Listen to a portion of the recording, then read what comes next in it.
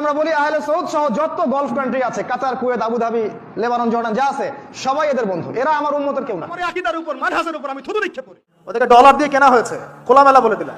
আর এই ঘোমটাওয়ালাগুলোকে অনেকে খুব তলতলা করে মাথায় তোলে। এবং দাজ্জাল জেরুজালেম থেকে আত্মপ্রকাশ করবে। এমন কি তোমার যদি একাধিক বিয়ে করার সামর্থ্য থাকে, সেটাও তোমাকে করতে হবে।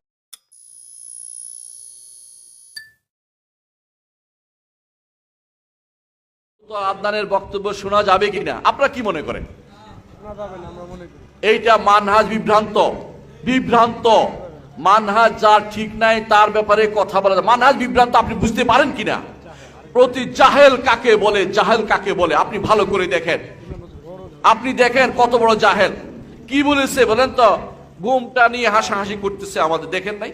এটা ব্যক্তি পরিচয় না? তুমি ব্যক্তিকে নিয়ে আক্রমণ করতেছো কেন? তুমি কি করো আমি কি বলি? তোমার কেউ বনি আমাদের আলোচনা শোভা পায় না। তো আলোচনা হবে তোমার এলমি কথা, তা না করে তুমি কোন দিকে নিয়ে যাচ্ছ? তুমি কিয়ামতকে ঘটাই দিচ্ছ মানুষের উল্টা পাল্টা কথাবার্তা বলে। এই হয়েছে সেই হয়েছে। তুমি খোরাসান নিয়ে আসতেছো পাকিস্তানে কি জন্য? যুদ্ধ করার জন্য। তুমি যুবকদেরকে বিভ্রান্ত করতেছ। তোমার চেয়ে ভণ্ড মানহাজ অজ্ঞ ব্যক্তি আমি আমার চোখে পড়ে না। অথচ যুবকরা তার পিছনে সুন্দর সুন্দর কথা পুষেই তাদের ওই আবেগ তাড়িত হয়ে সেদিকে যাচ্ছে।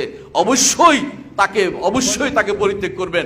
আমার দুঃখ হয়, আমি উত্তরবঙ্গের বেশ কিছু জায়গায় গিয়েছিলাম, দেখেছি।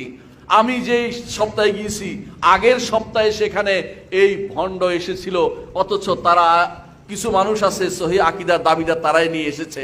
আমি নাম বলতে চাচ্ছি না, নাম বলে চাইলে বুঝবেন যে কত মারাত্মক অবস্থা। অনেক জায়গাতে আপনাদের মিম্বরে তাকে উঠতে দেন, কোনো হানাফিরা তাদের মিম্বরে তারা উঠতে দেয় না। আপনারা এই ভুলটা কেন করবেন? যে কোনো ডাক দিবে তার কথা কেন শুনবেন? আপনাদের কি শুনানি অতীত নেই? আপনাদের কি মুহাদ্দিস নেই? কেন আপনারা চিন্তা করেন না কার জায়গায় কাকে উঠাচ্ছেন? ইমাম বুখারী কোথাকার কোন ব্যক্তি? কেন এই সমস্ত মিম্বরে এই সমস্ত লোকদেরকে উঠাবেন? আপনাদের বুঝা দরকার আছে, এলমের দরকার, আকীদা এলমের দরকার, মানহাজের এলম দরকার। যাকে তাকে যেখানে উঠাবেন না। তোমাদের মধ্যে মুসলিমরা কেউ যদি ওদের দিকে মুখ ফিরায়, ওদের সাথে বন্ধুত্ব করে, সে এই উম্মার কেউ না, সে ওদের অন্তর্ভুক্ত। এই জন্য আমরা বলি আহলে সৌদ সহ যত গলফ কান্ট্রি আছে, কাতার, কুয়েত, আবুধাবি, লেবানন, জর্ডান যা আছে, সবাই এদের বন্ধু। এরা আমার উম্মতের কেউ না। আপনার কাছে মনে হতে পারে মোহাম্মদ বিন সালমান আমিরুল মুমিনিন, আমার কাছে মনে হয় সেই ইহুদিদের একজন এজেন্ট। That's all. কারণ আমরা বুঝি কোরআন দিয়ে পলিটিক্যাল সায়েন্স কি জিনিস। যে ব্যক্তি বলবে সবচেয়ে ভালো সরকারকে মুনাফিক এবং কাফেরদের এজেন্ট, সেই ব্যক্তি নিজে হচ্ছে হয় সে রাফেজি শিয়া প্রেমী বা শিয়া, আর না হলে সে খারেজি জঙ্গি। সরকারকে এইরকম লোকের খোঁজ খবর নেওয়া উচিত, সাইজ করা উচিত। যে কোনো সরকারকে বলবো এইরকম অসৎ লোকদেরকে, খারেজি জঙ্গিদেরকে সাইজ করুন। এটা তাদের সুবিচার হবে এবং আল্লাহ তাদেরকে জাযায়ে খায়র দিবে ইনশাআল্লাহ। আর তারপরে বলছে যে টাকা ব্যবহার করা যেমন, ওই মূর্খকে বলেন যে তাহলে তুমি টাকা ব্যবহার করিও না। আর ওই মূর্খের ভক্তদেরকে বলেন যে তাদের মূর্খামিটা দূর করুক। আর তারপরে আরো কি বললেন যে 4টা বিয়ে করো। আজ কোন আইমা বলেন না, আবু হানিফা না, শাফি না, মালিক না, আহমদ। আর এই জাহেলের ফতোয়া দেওয়ার অধিকারও তো নাই। দিন কোথায় বা পড়েছে? জেনারেল লাইনে পড়ে মুফতি ফতোয়া দেওয়া শুরু করবে, এটা একেবারে বড় গুমরাহি। যদিও ফতোয়া ঠিক দেয়, তবুও সে ব্যক্তি কোথাকার। যেই ব্যক্তি জেনারেল লাইনে পড়াশোনা করে ফতোয়া দেবে, সে ঠিক ফতোয়া দিল ঠিক ফতোয়া দিলেও সে ভুলকারী। ঠিক, ভালো করে শুনে রাখে। আল্লাহ এইসব গুমরাহদের অনিষ্ট থেকে উম্মাত মুসলিমাকে, বিশেষ করে বাংলা ভাষী আবেগীদেরকে আল্লাহ বেঁচে থাকার তৌফিক দান করেন। কারণ বাংলা ভাষীদের মধ্যে আবেগটা খুব বেশি। এরা রাতারাতি দুনিয়াকে উল্টে দিতে চায়, কিন্তু কিছুই করতে পারবে না। দাজ্জাল শেষ জামানায় বের হবে। ইসরায়েল যে জায়গাটা দখল করে রাখছে, ওই জেরুজালেম থেকেই দাজ্জাল বের হবে। জেরুজালেমের ইহুদিরা দাজ্জালকে অনুসরণ করে। আজকে প্রথম পর্ব হলো আবু তোহা আদনানের বক্তব্যে তিনি বলেছেন, চলুন হাদিসে ফিরে যাই। এবং তিনি বলেছেন যে দাজ্জাল জেরুজালেম থেকে আত্মপ্রকাশ করবে। আবু তোহা আদনান ভাইয়ের একটি দাবি হলো, তার বয়ানকৃত জাল হাদিস, মিথ্যা হাদিসের একটি ভান্ডার হলো, মানুষকে বিভ্রান্ত করার একটি অযাচিত কথা হলো দাজ্জাল জেরুজালেম থেকে বের হবে। আর সুতরাং এখানে কিন্তু আবু তোহা আদনান ভাই দুইটা বিষয় একটা গুরুত্ব হাদিসে দত্তহীনভাবে তিনি বলেছেন যে দাজ্জাল জেরুজালেম থেকে বের হবে। আর দ্বিতীয় পয়েন্ট হলো, তিনি আল্লাহ রাসূল সাল্লাল্লাহু আলাইহি ওয়াসাল্লামের দিকে এই হাদিসটা নিসবত করে দিয়েছেন যে আবু তোহা আদনান ভাইয়ের বক্তব্য অনুযায়ী দাজ্জাল বের হবে জেরুজালেম থেকে, যেটি বর্তমানে ইসরায়েলের রাজধানী, তিনি এমনটি বলেছেন।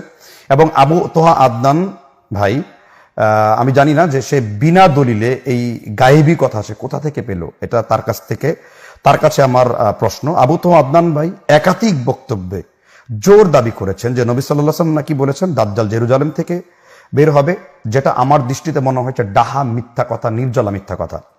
এমনকি সে আবেগে আবেগতাড়িত হয়ে সে এটাও বলেছেন যে আল্লাহ তাআলাও নাকি বলেছেন যে, উপরন্তু আবু তোহা আদনান বলেছেন যে দাজ্জাল জেরুজালেম থেকে বের হওয়ার ব্যাপারটি আল্লাহও নাকি বলেছেন, মানে রাসূল তো বলেছেনই এবং আল্লাহও নাকি বলেছেন। তাও প্রথম আবু তোহা আদনান ভাইকে সূরা হুদের 18 নম্বর আয়াতটি শুনিয়ে দিচ্ছি। মহান আল্লাহ বলেছেন যে ওমান আযলামু মিম্মান ইফতারা আলাল্লাহি কাযিবা, তার চাইতে বড় জালেম কে হতে পারে, অধিক জালেম কে হতে পারে যে আল্লাহর প্রতি মিথ্যা আরোপ করে। এখন আমরা আবু তোহা আদনান ভাইয়ের এই দলিলের আমরা খণ্ডন দলিল দিব যে দাজ্জাল আসলে কোথা থেকে বের হবে। আমরা প্রত্যেকটা হাদিসকে সামনে নিয়ে আসব। আমি যে প্রথম হাদিসটি আপনাদের সামনে আজকে পেশ করব, সেই হাদিসটি রয়েছে সহিহ মুসলিমের 2937 নাম্বার। নবী মুহাম্মদ রাসূলুল্লাহ সাল্লাল্লাহু আলাইহি ওয়াসাল্লাম বলেছেন যে ইন্নাহু খারিজুন খাল্লাতান বাইনা আশ-শামি ওয়াল ইরাক, দাজ্জাল ইরাক এবং শামের মাঝামাঝিতে দাজ্জাল আগমন করবে বা আবির্ভাব লাভ করবে। দাজ্জাল হতে ধরে এই হাদিসটা বোঝা গেল যে ইন্নাহু খারিজুন খাল্লাতান বাইনা আশ-শামি ওয়াল ইরাক, দাজ্জাল শাম এবং ইরাকের মাঝামাঝি আবির্ভাব লাভ করবে। দাজ্জাল ইরাক এবং শামের আবির্ভাব লাভ করবে, হাদিসটি সহিহ মুসলিমের। আমরা প্রথমে দলিল নাম্বার দিয়েছি। এই ব্যাপারে যারা বিজ্ঞ ওলামাগণ তারা কি বলেছেন, তারা বলেছেন যে দাজ্জালটা বলা বাইনা শামি ওয়াল ইরাক, এটা উনি বলছেন যে এটা হলো এই দাজ্জাল এবং শাম যে ইরাকের মধ্যবর্তী একটি পথ দিয়ে বের হবে, যা ইরানের দিক দিয়ে এসেছে। এটা শরহে রিয়াদুস সালিহিনের 6ষ্ঠ খণ্ডে 613 পৃষ্ঠাতে, এবং কি ইমাম ভাগাবি তার শারহুস সুন্নাহ 4261 নম্বরে খোরাসানের কথাটি এর সাথে সম্পৃক্ত রয়েছে। অর্থাৎ এই ইবনে উসাইমিন দাবি করেছেন যে হাদিসের আলোকে শাম এবং ইরাকের মধ্যবর্তী স্থানে আসবে, আর সেটা ইরানের দিক থেকে। দাজ্জাল জেরুজালেম থেকে বের হওয়ার দলিল কোথায়? হে আবু তোহা আদনান সাহেব, এখন আপনার যদি আল্লাহর ভয় কলবে থেকে থাকে এবং আপনার অনুসারীদের মধ্যে যদি আল্লাহর ভয় থাকে, যেমন আল্লাহর কাছে আমাকে দাঁড়াতে হবে, হয় আপনি এই বক্তব্যের জন্য তওবা করবেন, অনুশোচনা করবেন। আপনি নিজে এই মিথ্যার বর্ণনা করে মানুষের সামনে বিভ্রান্ত করছেন, নিজেই কিয়ামতের আলামত আর আলোচনা করেন, নিজেই কিয়ামতের আলামত হয়ে যাচ্ছেন। অথচ নবী সাল্লাল্লাহু আলাইহি ওয়াসাল্লাম কত ভয়ঙ্কর কথা বলেছেন, আপনি আল্লাহর নামে মিথ্যা চাপিয়েছেন। আল্লাহ বলেছেন সূরা ইমরানের মধ্যে আল্লাহ আলোচনা করেছেন লানাতুল্লাহি আলাল কাযিবিন, মিথ্যুকের উপরে আল্লাহ লানত। আল্লাহ রাসূল সাল্লাল্লাহু আলাইহি ওয়াসাল্লাম প্রায় 60 জন সাহাবার বেশি হাদিসটি বর্ণনা করেছেন, যেটা বিখ্যাত হাদিস বাল্লিগু আন্নি ওয়ালাউ আয়া, যেটা ফাইজুল বারী 912 নম্বর হাদিস আনোয়ার শাহ কাশ্মীরি রাহিমাহুল্লাহ উল্লেখ করেছেন। আপনার কি সেই কথা মনে নেই? রাসূল বলেছেন মান কাযাবা আলাইয়া মুতাআম্মিদান ফালইয়াতাবাওয়া মাকআদাহু মিনান নার, যে ব্যক্তি আল্লাহ রাসূল কোনো কথা বলে নাই, তার নামে কথা চাপিয়ে দিল, তার থাকার জায়গা সরাসরি জাহান্নাম। সুতরাং আমার বক্তব্য হলো সেই সব ব্যক্তির জন্য, আমার এই নসিহা হলো সেই সমস্ত দিনী ভাইদের জন্য, এই ভিডিওগুলো দ্রুত শেয়ার করবেন। এবং আবু তোহা আদনান ভাই, আপনার দিকে দৃষ্টিগোচর করছি, আপনি খুব দ্রুত এটার ব্যাপারে কোনো কথা বলবেন। আপনি কোন দলিলের ভিত্তিতে, আপনি কোন কিতাবের ভিত্তিতে, আপনি কোন নাসুসের ভিত্তিতে, আপনি কোন সুন্নত সাহাবার ভিত্তিতে, অথবা কোন তাবেঈর ভিত্তিতে দাজ্জাল জেরুজালেম থেকে বের হবে, আপনার প্রতি আমার অনুরোধ রইল, আপনি যদি সত্যবাদী হয়ে থাকেন, যদি সত্যি হিতাকাঙ্ক্ষী হন, আপনি যদি ফিতনাবাজ বা ফিত্তিন যদি না হন, আপনি এই কথার দলিল পেশ করবেন। তোমার যদি একাধিক বিয়ে করার সামর্থ্য থাকে সেটাও তোমাকে করতে হবে। যার একাধিক বিয়ে করার সামর্থ্য আছে সে যদি না করে সেটাই তার জন্য গুনার কাজ। জি, এই কথাগুলো বলার সাহস পায় না অনেকে, এই কথাগুলো বলার সাহস হয় না, আলেমদেরই হয় না। 2টা বিয়ে করলে মানুষ আবার কি মনে করবে, আমার মনে হয় চরিত্রের সমস্যা ইত্যাদি ইত্যাদি। আরে বোকা, তাহলে কোরআনের মধ্যে 4টা বিয়ের কথা আসলো কেন? আল্লাহ বাকি এমনি আল কোরআনে আল্লাহ তাআলা বলছে ফানকিহু মা তাবা লাকুম মিনান নিসাই মাতনা ওয়া থুলাথা ওয়া রুবা, মেয়েদের মধ্য থেকে যাদের তোমাদের পছন্দ হয় তাদেরকে 2 অথবা 3 অথবা 4 বিবাহ করো। এটা অনুমতি বোঝাচ্ছে, অনুমতি। আমরের সিগা এটা লিল ইরশাদ, লিল ইযন বোঝানো হয়।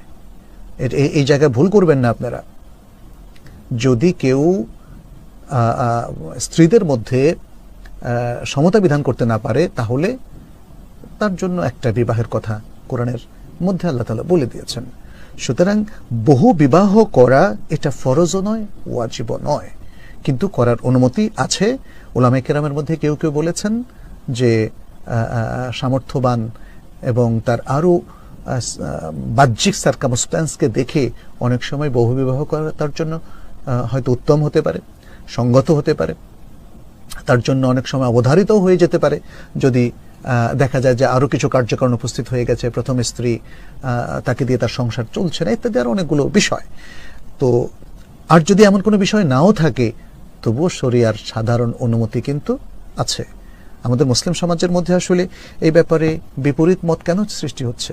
কারণ পাশ্চাত্য ধারার মতামত দ্বারা আমরা প্রভাবিত হচ্ছি, এবং এই ব্যাপারে ডক্টর জাকির নায়েক অত্যন্ত চমৎকার সব তথ্য তুলে বিশ্লেষণ করে তিনি কিন্তু প্রমাণ করেছেন যে আজকে যে সমাজের মধ্যে রক্ষিতা পরিপালন করা কিংবা ক্লাবে night club culture, girlfriend boyfriend culture, জেনা ব্যভিচার যে আধিক্য, সেগুলোকে কিভাবে সভ্য সমাজ মেনে নিচ্ছে, অথচ বহু বিবাহ যেটা বিবাহের মাধ্যমে একটা সুন্দর জীবনের মধ্যে সম্পৃক্ত হওয়া হোক একাধিক স্ত্রী, সেটাকে তারা প্রত্যাখ্যান করছে ইত্যাদি বিষয়গুলো ডক্টর জাকির নায়েক অত্যন্ত সুন্দরভাবে বলেছেন। তুমি যে আকীদা লালন করে তুমি ইসরায়েলের পক্ষ নাও, তোমার ওই আকীদার মুখে আমি থুতু নিক্ষেপ করি। তুমি যে মানহাজের কথা বলে তুমি মুজাহিদ ভাইদের বিরুদ্ধে অবস্থান নাও, তোমার এই আকীদার উপর মানহাজের উপর আমি থুতু নিক্ষেপ করি। এক শ্রেণীর ঘোমটাওয়ালা আছে, জিহাদের নাম শুনলেই পিছন দিয়ে দৌড় দেয়। হ্যাঁ, এই ইহুদিদের সাথে মুসলিমদের যুদ্ধ হচ্ছে এখন, ওই সময় ইহুদিদের পক্ষ নিয়ে কথা বলে। এদের সাথে আমাদের বিরোধ হবে, তখন সারা মুসলিম বিশ্ব বিদাতি হলো তাদের সাথে এক হয়ে যাবো, কোনো অসুবিধা নেই। আল্লাহ যেন ফিলিস্তিনের ভাই বোনদের, আমাদের মুসলিম ভাই বোনদেরকে যে নিরাপত্তা দান করেন, আল্লাহ যেন ইসরায়েলকে আল্লাহ ধ্বংস করে দেন, আল্লাহ যেন এই মধ্যপ্রাচ্য থেকে ইসরায়েলকে এবং ইহুদি খ্রিস্টানদেরকে নিশ্চিহ্ন করে দেন। আল্লাহ আমাদের ফিলিস্তিনি ভাইদেরকে আপনি আল্লাহ তাদেরকে আপনার এই বিপদের মধ্যে তাদেরকে সুস্থতা দিন। আল্লাহ তাদের উপর থেকে বিপদকে সরিয়ে দিন। আল্লাহ ইহুদিদেরকে আমাদের সামনে থেকে দূরে সরিয়ে